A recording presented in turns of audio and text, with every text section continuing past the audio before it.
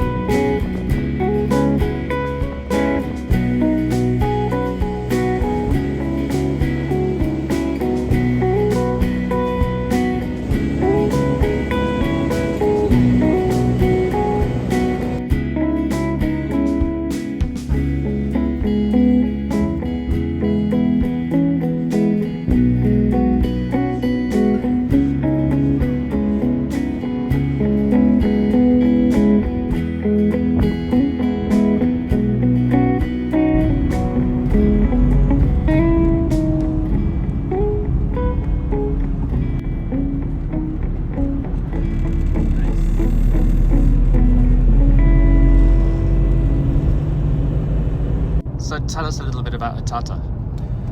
So, well, Itata, in terms of history, first of all, I would say, for Chile, was one of the most important places for viticulture. Historians said that since the grapes came to America and to Chile specifically, after dozens of years, this part of Chile was one of the most planted one, and the importance at that time, and there's some historic record of Spanish people coming by order of the kings at that time to check what was going on in Itata at that time. In Chile and in America said that the wines here were one of the best in Chile and in Peru. So in my opinion, that tells us the potential that is here with the vines that the Spaniard brought since 1545 or 47.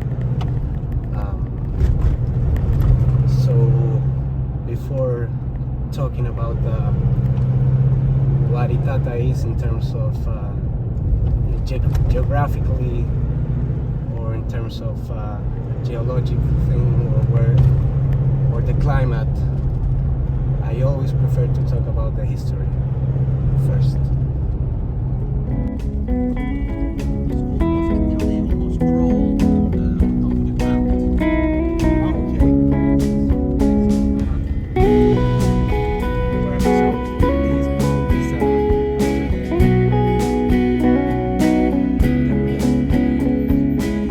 So where are we now? Guarilihue, Itata. Yeah. So coastal mountain range in Chile, 20 kilometers from the Pacific. The soil is all decomposed granite with a lot of quartz. Really in the heartland of Chilean winemaking tradition, all bush vines. And what's this vineyard called? It's called Leonera.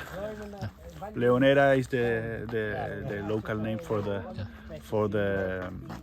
vineyard, which means lion's nest, or lions, where the lion lives in a way. Lion is the puma in Chile. When did you buy this place? It was bought 8 years ago, more or less. And have you done lots of work here? I mean, it's obviously Exactly. this vineyard is I mean, new. the property is 19 hectares, of which roughly 10 were with vineyards.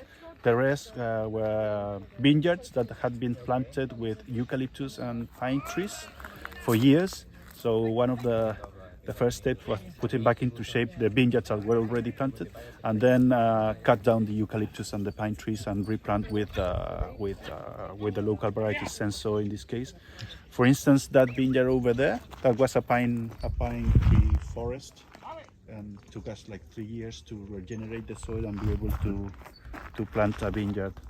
And what's the strength of Itata generally as a wine region? I think one is tradition. There's a very long tradition here.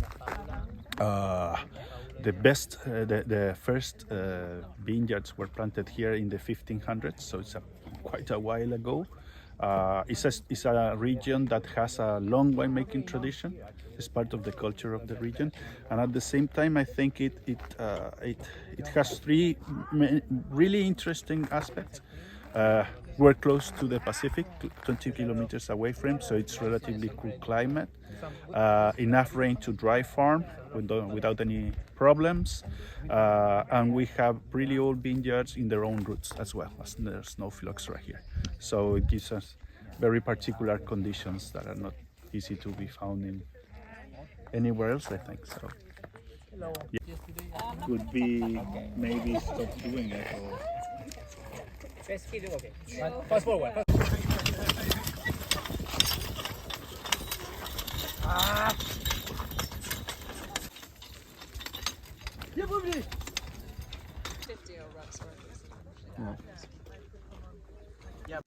On this farm, there seem to be kind of different sorts of granite or different colors of soils. Does that affect the flavor of the wines?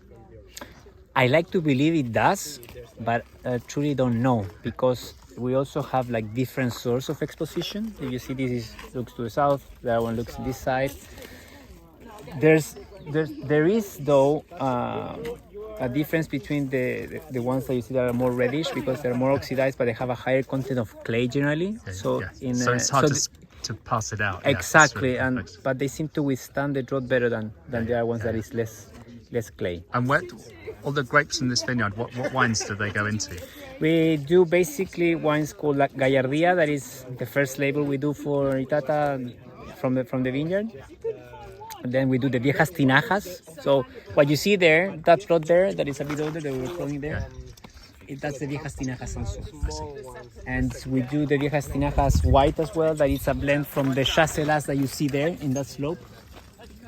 And also some of the Muscat that you see in the Erazo slope. So we basically have this all together and co-ferment.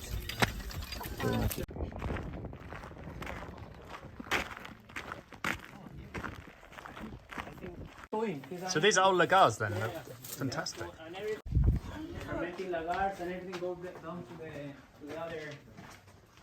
So would they have foot trodden then gone to the press fairly soon after? Exactly. That's what we guess. I have no idea because look at the size of this. And you can see that if you count the liters, probably operating it was like 80,000 liters at one point here. And then the wines were moved to the Rauli food routes that we're gonna go and see there. Of the Chilean context, to have kind of the same viticulture, the same tradition, and still thriving after the crisis, not crisis, The way that the viticulture is made here is like pre-industrial revolution, which we always talk about. It's very interesting, especially now from the CO2 kind of like perspective. So it's really something that maybe is in the past, but it could be something to keep looking into it, to learn, and to maybe apply for future viticulture. Now, the fact of having País and Moscatel for 470 years, that's so well adapted to these conditions in terms of drought resistance, no root stocks, but the vineyards really can go deep. And then the people that knows how to work those vineyards, for me, it's been fantastic.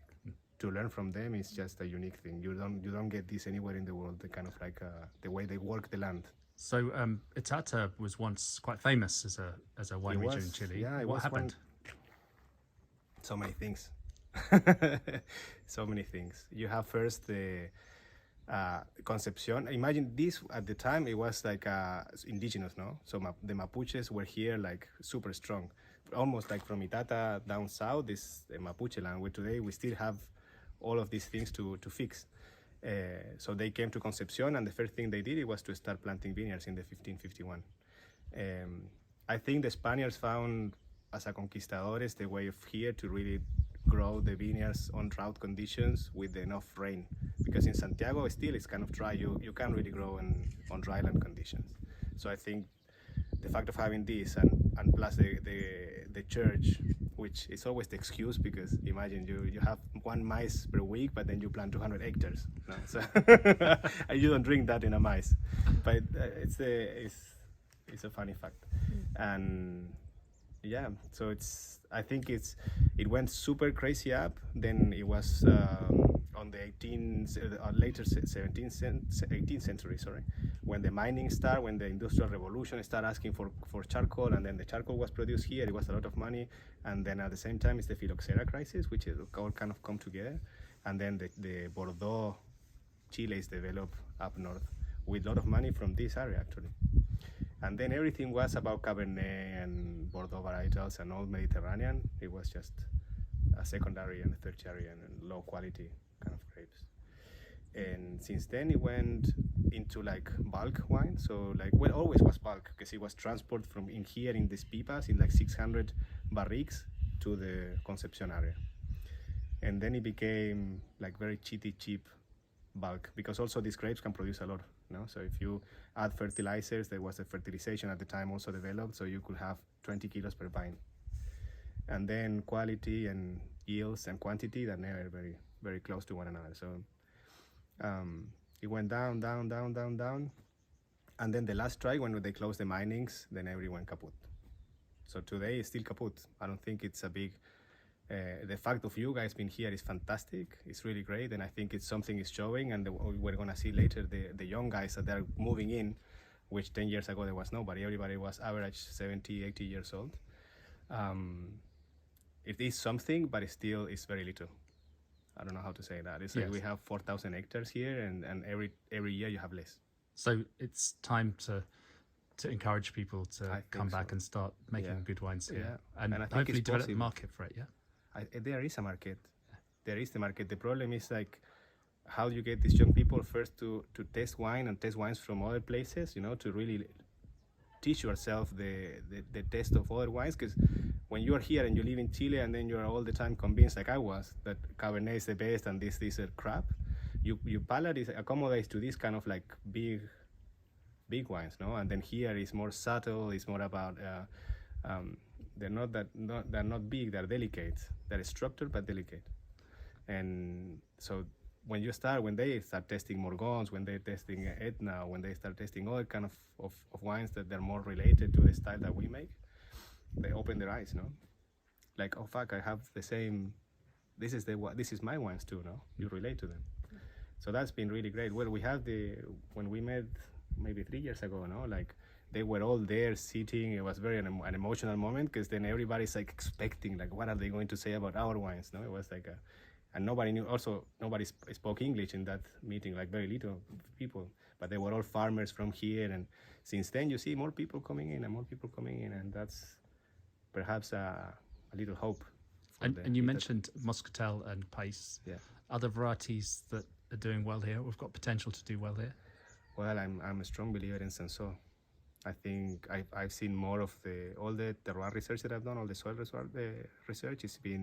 I have more results on Cinsault, consistent year after year, than with País and Moscatel. But I'm not giving up. I think I can still learn more things. But Cinsault is great. Cinsault in this area is unique. It really relates to Swartland a lot, to Swartland Cinsault.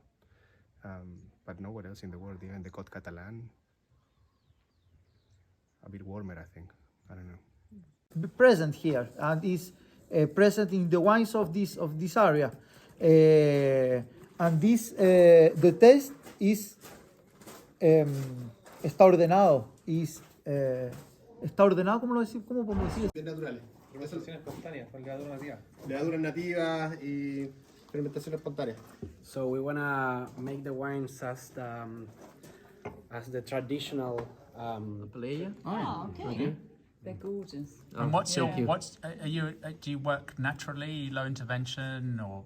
Yeah, Yeah. natural wines. Yeah, cool. And where are the vineyards? The vineyard is Trehuaco. It's It's got to be on that map. Yeah, let's Everything's point it out on on the the map. map. On the map here. Trehuaco is on the northern side of the Itata River. Okay. So it's a little further apart from here. Guadaligüe. Yeah. But it's a very interesting region. It's very close to the ocean. It's very cool climate Yes. at the same time. The vineyard is 18 kilometers Yeah. from From the Pacific. yeah, it's the ¿cómo se dice? El Esa es la boca de Itata. Itata. It's in line. The line is 18 kilometers from the Yeah. Pacific.